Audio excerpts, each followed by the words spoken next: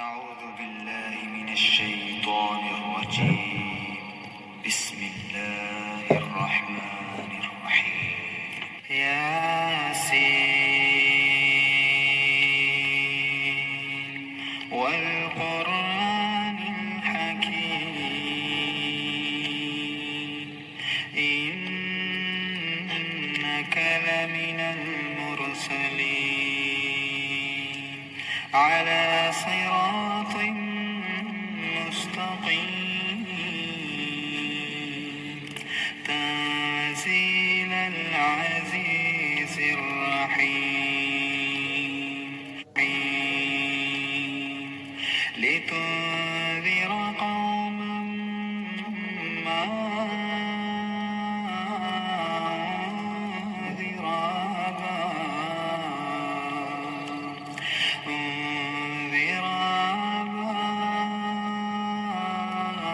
آباؤهم فهم غافلون. لقد حق القول على أكثرهم فهم لا يؤمنون. إنا جعلنا في أعناقهم أغلالا فهي إلى الأذقان فهم مقمحون. وجعلنا من بين أيديهم سدا ومن خلفهم سدا فأغشيناهم فهم لا يبصرون. وسواء عليهم أنذرتهم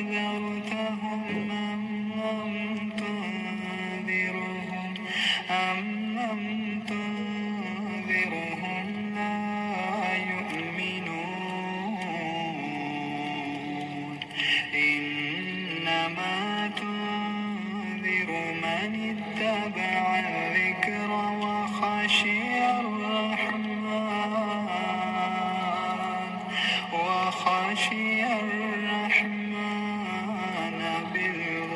بالغيب فبشره بمغفرة وأجر كريم. إنا نحن نحيي الموتى ونكتب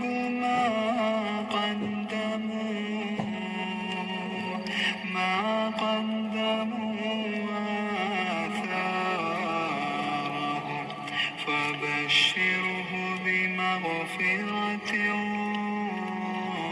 وأجر كريم.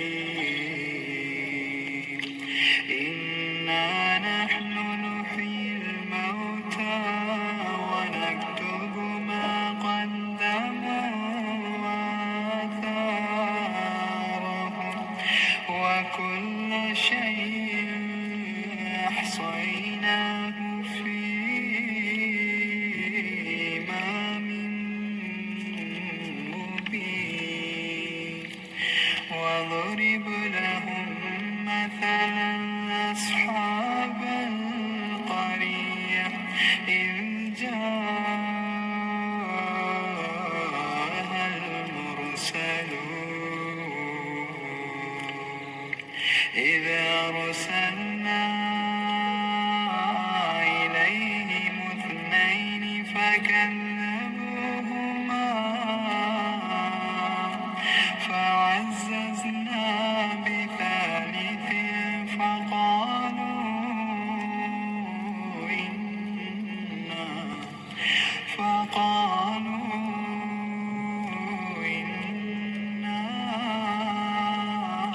إليكم مرسلون.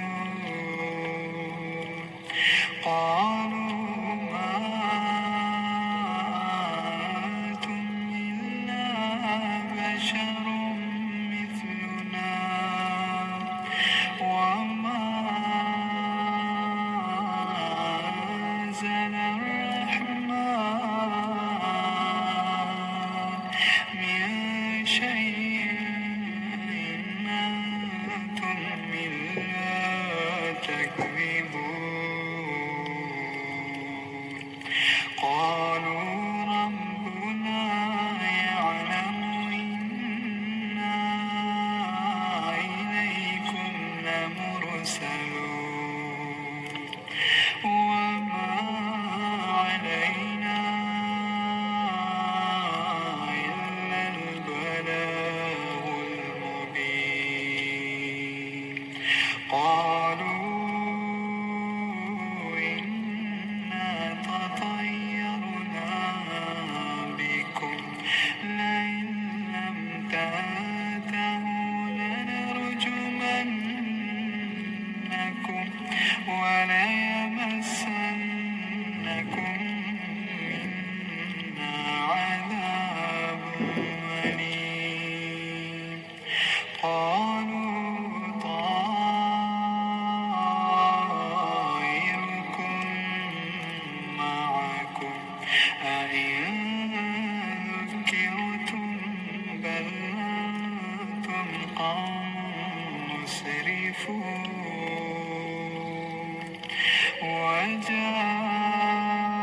وجاء من أقصى المدينة رجل يسعى قال يا قوم اتبعوا المرسلين اتبعوا من لا يسألكم أجرا وهم مهتدون وما لي لا أعبد الذي فطرني وإليه ترجعون أتخذ من دونه آلهة إن يردني الرحمن بضر لا تغني عني شفاعتهم شيئا ولا ينقذون إني إذا لفي ضلال مبين إني آمنت بربكم فاسمعون قيل ادخل الجنة قال يا ليت قومي يعلمون بما غفر لي ربي وجعلني من المكرمين وما أنزلنا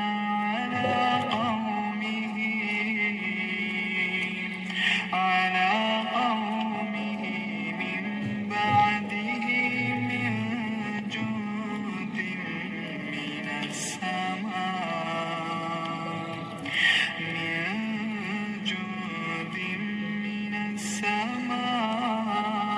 السماء وما كنا منزلين إن كانت إلا صيحة واحدة فإذا هم خامدون يا حسرة على العباد يا حسرة على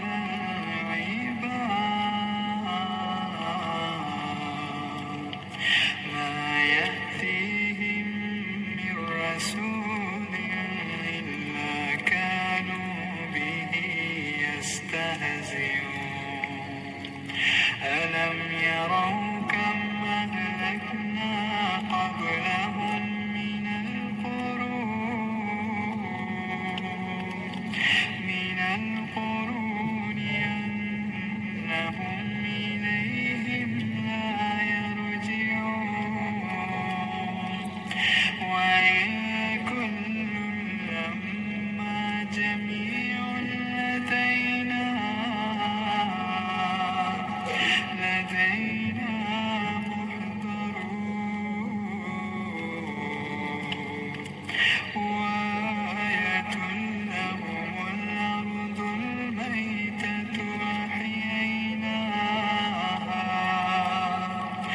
وأخرجنا منها حبا فمنه يأكلون وجعلنا فيها جنات من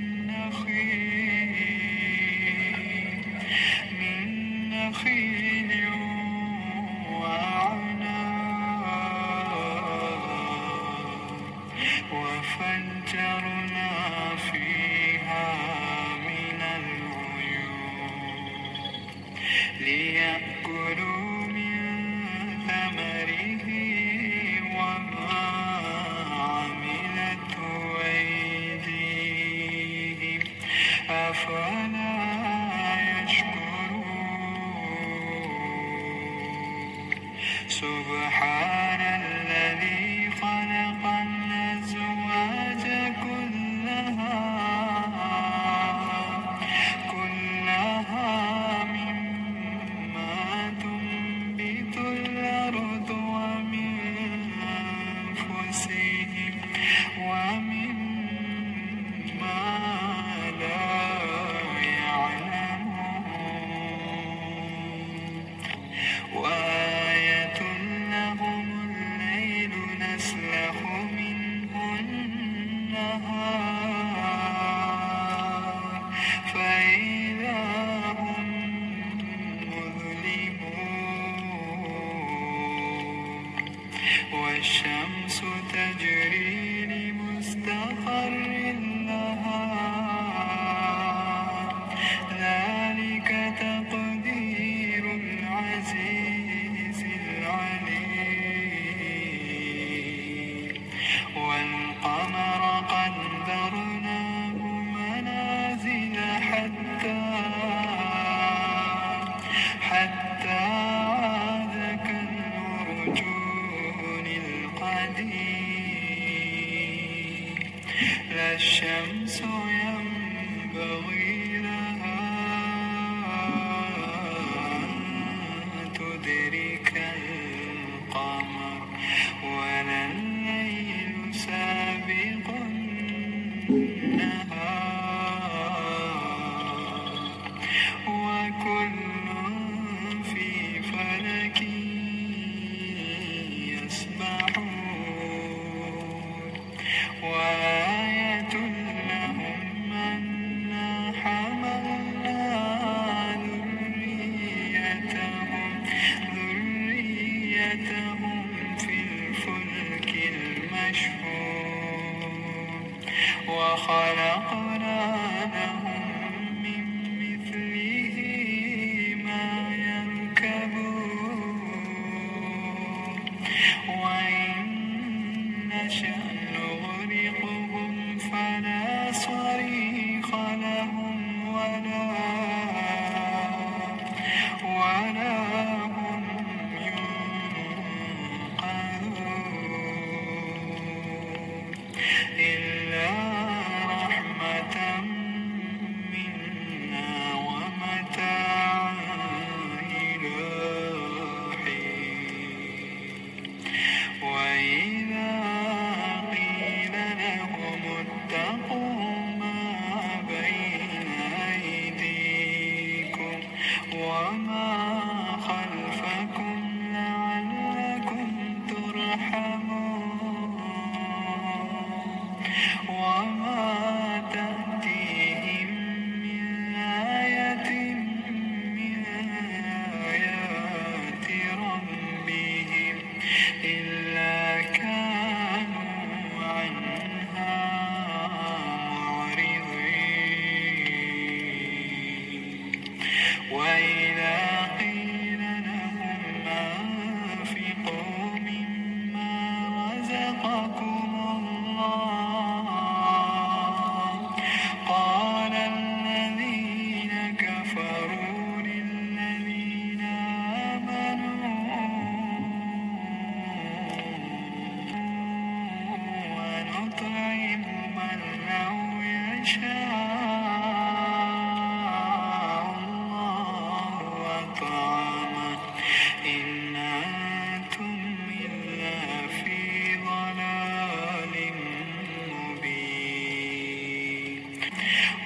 يقولون متى هذا الوعد إن كنتم صادقين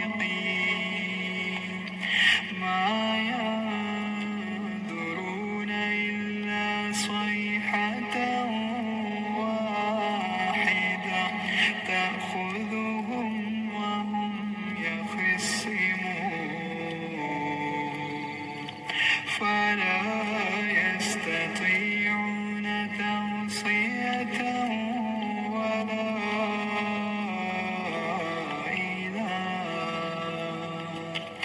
ولا إلى أهلهم يرجعون ونفخ في الصور فإذا هم من الأجداث إلى ربهم ينسلون قالوا يا ويلنا من بعثنا من مرقدنا هذا ما وعد الرحمن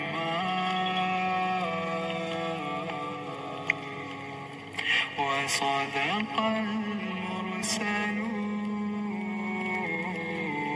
المرسلون إن كانت إلا صيحة واحدة فإذا هم جميع لدينا محضرون فاليوم لا تظلم نفس شيئا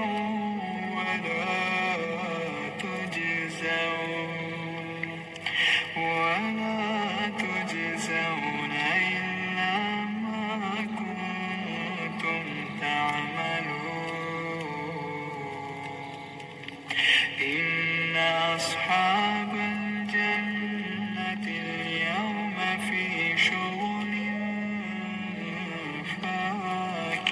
فاكهون هم وأزواجهم في ضلال على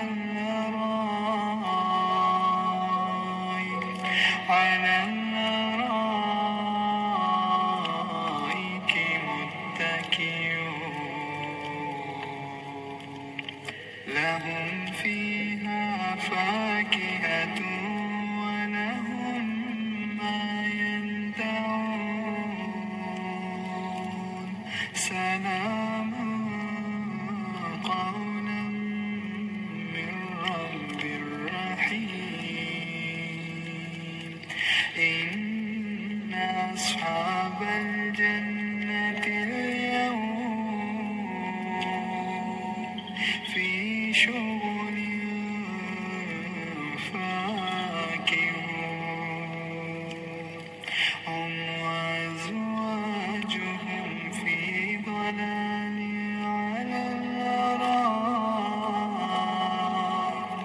على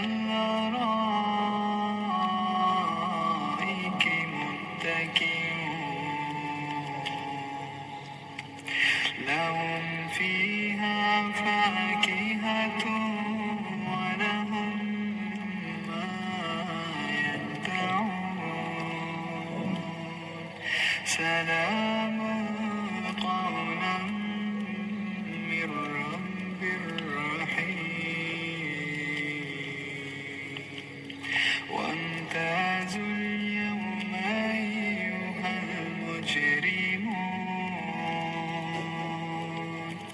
ألم أعهد إليكم يا بني آدم ألا تعبدوا الشيطان إنه لكم عدو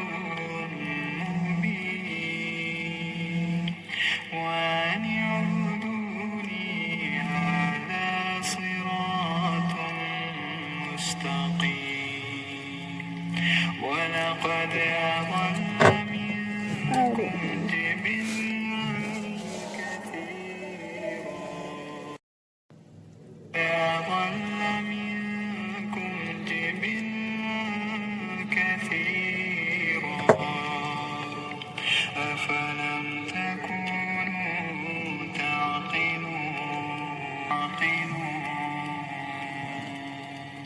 هذه جهنم التي كنتم توعدون اصلوها اليوم بما كنتم تكفرون اليوم نختم على أفواههم وتكلمنا أيديهم وتشهد أرجلهم بما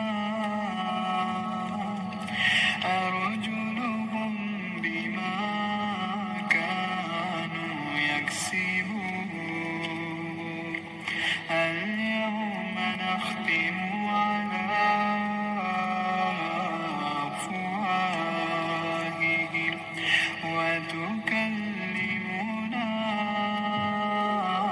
أيديهم وتشهد أرجلهم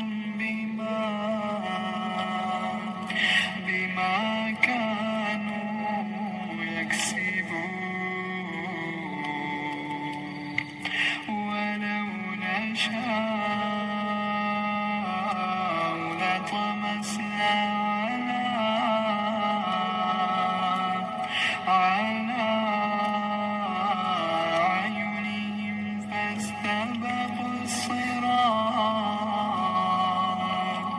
فاستبقوا الصراط فأنى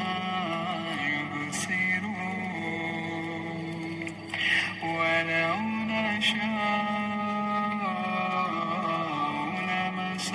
لمسخناهم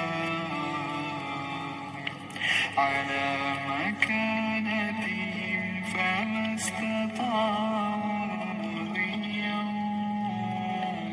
ولا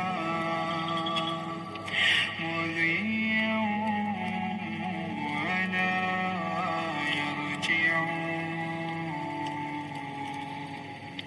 ومن نعمره ننكسه في الخلق أفلا يعقلون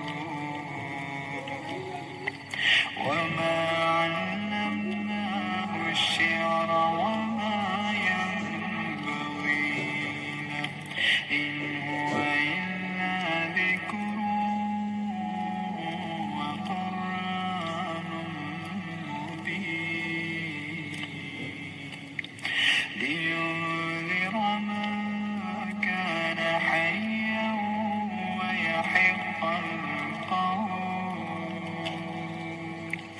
ويحق القول على الكافرين أولم يروا أنا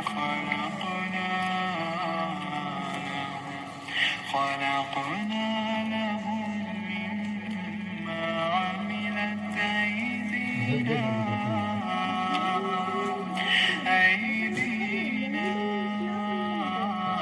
أنعاما فهم لها مالكون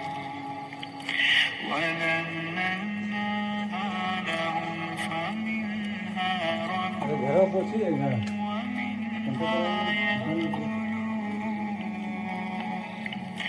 ولهم فيها منافع ومشارب أفلا يشكرون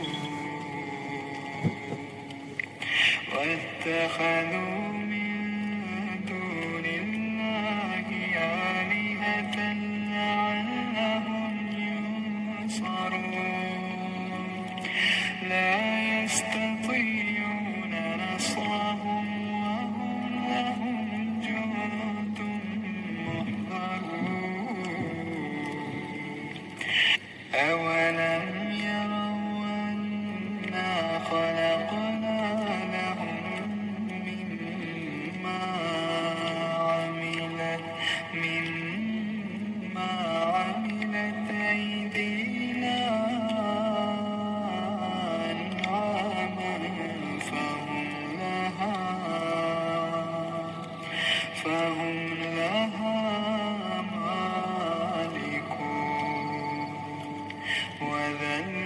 وذللناها لهم فمنها ركوبهم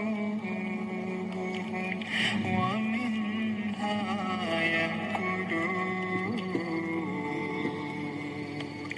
ولهم فيها منافع ومشارب أفلا يشكرون واتخذوا من دون الله آلهة لعلهم ينصرون لا يستطيعون نصرهم وهم لهم جند محضرون فلا يحزنك قولهم إنا نعلم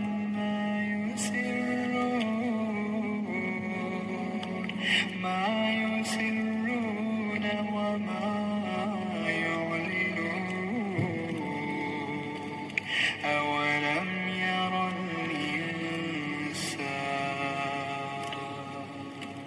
أولم ير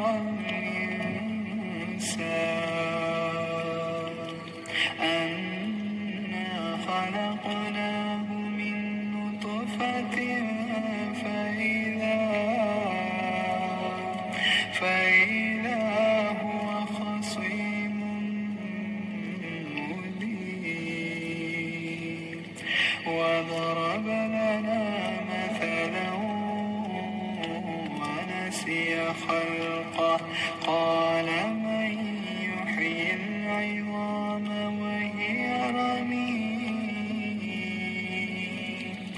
قل يحييها الذي أنشأها أول مرة وهو بكل خلق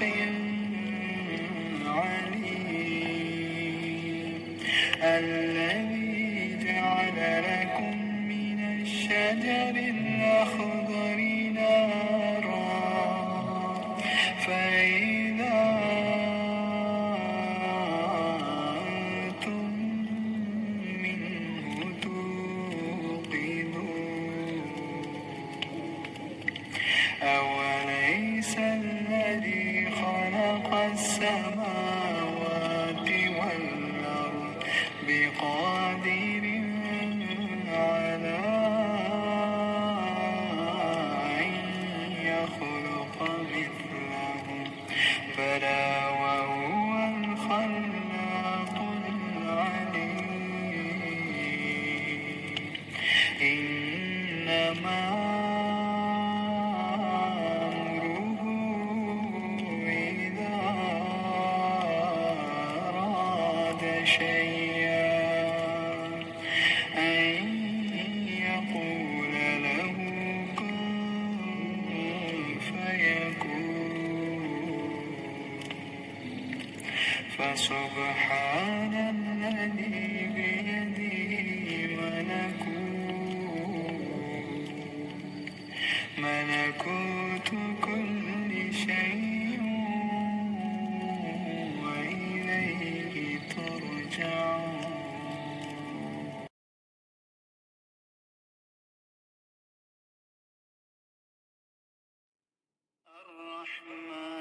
الرحمن علم القرآن خلق الإنسان علمه البيان الشمس والقمر بحسبان والنجم والشجر يسجدان والسماء رفعها ووضع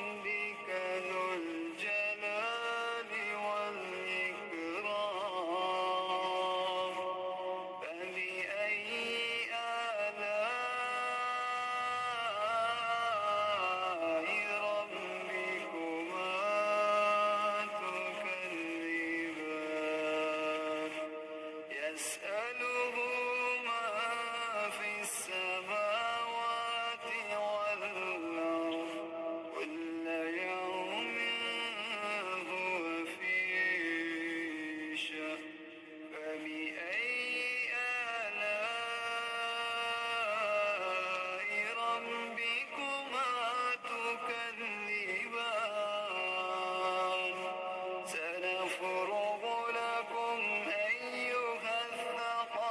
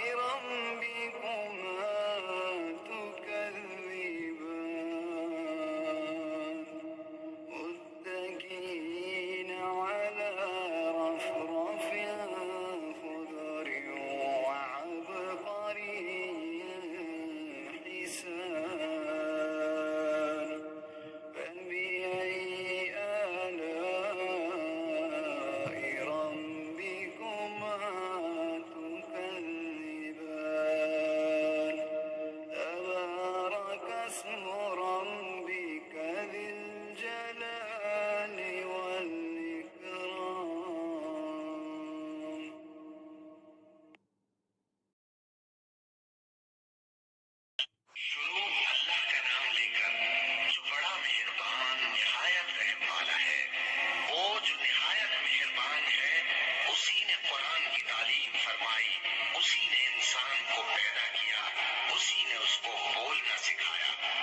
सूरज और चांद एक हिसाब मुकर्रर से चल रहे हैं और बूटियां और दरख्त सजदा कर रहे हैं, और उसी ने आसमान को बुलंद किया और मीज़ान अदल कायम कर दी कि उस मीज़ान में हद से तजावुज न करो और इंसाफ के साथ ठीक तोलो और तोल कम मत करो।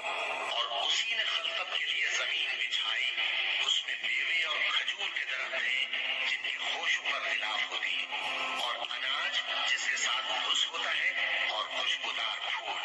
तो ऐ गिरोहे जिन्नो इंस, तुम अपने परवरदिगार की कौन कौन सी नेमत को झुटलाओगे? उसी ने इंसान को ठीकरे की तरह खनखनाती मिट्टी से बनाया और जिन्नात को आग के शोले से पैदा किया। तो तुम अपने परवरदिगार की कौन कौन सी नेमत को झुटलाओगे? वही दोनों मशरिकों और दोनों मगरिबों का मालिक है। तो तुम अपने परवरदिगार की कौन कौन सी नेमत को झुटलाओगे? उसी ने दो दरिया रवा किए जो आपस में मिलते हैं, मगर दोनों में एक आड़ है कि उससे तजावुज नहीं कर सकते। तो तुम अपने परवरदिगार की कौन कौन सी नेमत को झुटलाओगे? उन दोनों दरियाओं से मोती और मूंगे निकलते हैं। तो तुम अपने परवरदिगार की कौन कौन सी नेमत को झुटलाओगे? और जहाज भी उसी के हैं जो समंदर में पहाड़ों की तरह ऊंचे खड़े होते हैं। तो तुम अपने परवरदिगार की कौन कौन सी नेमत को झुटलाओगे? जो मखलूक जमीन पर है सबको फना होना है, और तुम्हारे परवरदिगार ही की जात जो साहिब जलाल करम है बाकी रहेगी। तो तुम अपने परवरदिगार की कौन कौन सी नेमत को झुटलाओगे? आसमान और जमीन में जितने लोग हैं सब उसी से मांगते हैं, वो हर रोज किसी न किसी काम में होता है। तो तुम अपने परवरदिगार की कौन कौन सी नेमत को झुटलाओगे? ऐ दोनों जमातों, हम करीब तुम्हारी तरफ मुतवज्जे होते हैं। तो तुम अपने परवरदिगार की कौन कौन सी नेमत को झुटलाओगे? ऐ गिरोहे जिन्नो इंस, अगर तुम्हें कुदरत हो कि आसमान और जमीन के किनारों से निकल जाओ तो निकल जाओ, और जोर के सिवा तो तुम निकल सकते ही कि नहीं। तो तुम अपने परवरदिगार की कौन कौन सी नेमत को झुटलाओगे? तुम पर आग के शोले साफ और धुआं मिले छोड़ दिए जाएंगे, तो फिर तुम उनका मुकाबला न कर सकोगे। तो तुम अपने परवरदिगार की कौन कौन सी नेमत को झुटलाओगे? फिर जब आसमान फटकर तेल की तलछट की तरह गुलाबी हो जाएगा, तो वो कैसा हौलनाक दिन होगा। तो तुम अपने परवरदिगार की कौन कौन सी नेमत को झुटलाओगे? तो उस रोज न तो किसी इंसान से उसके गुनाहों के बारे में पुरसिश की जाएगी और न किसी जिन से। तो तुम अपने परवरदिगार की कौन कौन सी नेमत को झुटलाओगे? गुनाहगार अपने चेहरे ही से पहचान लिए जाएंगे, तो पेशानी के बालों और पांव से पकड़ लिए जाएंगे। तो तुम अपने परवरदिगार की कौन कौन सी नेमत को झुटलाओगे? यही वो जहन्नम है जिसे गुनाहगार लोग झुटलाते थे। वो दोज़ख और खौलते हुए गर्म पानी के दरमियान घूमते फिरेंगे। तो तुम अपने परवरदिगार की कौन कौन सी नेमत को झुटलाओगे? और जो शख्स अपने परवरदिगार के सामने खड़े होने से डरा, उसके लिए दो बाग हैं। तो तुम अपने परवरदिगार की कौन कौन सी नेमत को झुटलाओगे? उन दोनों में बहुत सी शाखें यानी किस्म किस्म की मेवों के दरख्त हैं। तो तुम अपने परवरदिगार की कौन कौन सी नेमत को झुटलाओगे? उनमें दो चश्मे बह रहे हैं। तो तुम अपने परवरदिगार की कौन कौन सी नेमत को झुटलाओगे? उनमें सब मेवे दो दो किस्म के हैं। तो तुम अपने परवरदिगार की कौन कौन सी नेमत को झुटलाओगे? अहले जन्नत ऐसे बिछौनों पर जिनके अस्तर अतलस के हैं तकिया लगाए हुए होंगे, और दोनों बाहों के मेवे करीब झुक रहे हैं। तो तुम अपने परवरदिगार की कौन कौन सी नेमत को झुटलाओगे? उनमें नीची निगाह वाली औरतें हैं जिनको अहले जन्नत से पहले न किसी इंसान ने हाथ लगाया और न किसी जिन ने। तो तुम अपने परवरदिगार की कौन कौन सी नेमत को झुटलाओगे? गोया वो याकूत और मरजान है। तो तुम अपने परवरदिगार की कौन कौन सी नेमत को झुटलाओगे? नेकी का बदला नेकी के सिवा कुछ नहीं है, तो तुम अपने परवरदिगार की कौन कौन सी नेमत को झुटलाओगे? और उन बागों के अलावा 2 बाग और हैं, तो तुम अपने परवरदिगार की कौन कौन सी नेमत को झुटलाओगे? दोनों खूब गहरे सब्ज, तो तुम अपने परवरदिगार की कौन कौन सी नेमत को झुटलाओगे? उनमें 2 चश्मे उबल रहे हैं, तो तुम अपने परवरदिगार की कौन कौन सी नेमत को झुटलाओगे? उनमें मेवे और खजूरें और अनार हैं, तो तुम अपने परवरदिगार की कौन कौन सी नेमत को झुटलाओगे? उनमें नेक सीरत खूबसूरत औरतें हैं, तो तुम अपने परवरदिगार की कौन कौन सी नेमत को झुटलाओगे? वो हूरें हैं जो खेमों में महफूज हैं, तो तुम अपने परवरदिगार की कौन कौन सी नेमत को झुटलाओगे? उनको अहले जन्नत से पहले न किसी इंसान ने हाथ लगाया और न किसी जिन ने, तो तुम अपने परवरदिगार की कौन कौन सी नेमत को झुटलाओगे? सब्ज कालीनों और नफीस मसनदों पर तकिए लगाए बैठे होंगे, तो तुम अपने परवरदिगार की कौन कौन सी नेमत को झुटलाओगे? ऐ नबी सल्लल्लाहु अलैहि वसल्लम, तुम्हारा परवरदिगार जो साहिब